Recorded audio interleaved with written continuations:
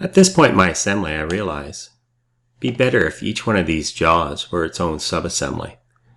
To do this, I'm going to window select all the left jaw components.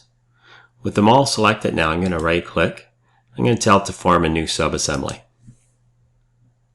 SOLIDWORKS will ask me which template I wish to use. I'll use the inch template and say OK.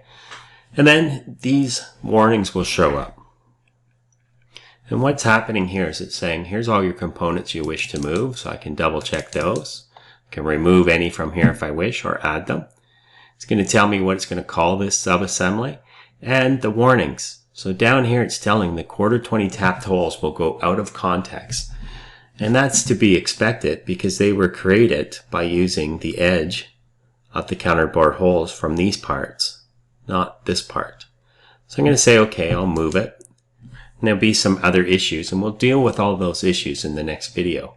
So I'm going to repeat that procedure for this set of jaws. I'll right click again once they're all selected, tell it to form a new subassembly, use the inch template, and SOLIDWORKS may or may not give you that warning again. And one last time I'll do it with the right jaw.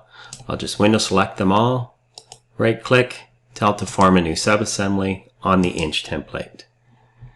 Once again, we see the warnings. That's fine. We'll deal with them all and we'll fix them in a bit. And I'll say move. So now my assembly is 3 subassemblies. Each one will have unique issues that need to be fixed that we'll look at in the next video. You may also receive a warning about virtual components are moved to another assembly and that they will be renamed and the links to the original components will be broken. Just accept that and move on if you do.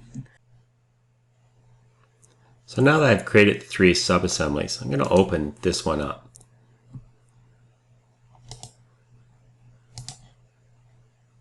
I'm going to look at it isometrically, and if I move it around, we'll see what's happening. There's all kinds of issues and problems we'll need to fix. As the warning stated, this is now a copy of the original part. That's fine. I'm going to rebuild this, and I'm going to Control Tab back to the assembly, and we're going to get all kinds of warnings and errors. I'm going to close those, and the problems are with the mates. Forming these as subassemblies has caused me lots of problems. We can see all the warnings with these coincidence mates. These 2 are red, so I'm going to select the 2 that are red, holding Control.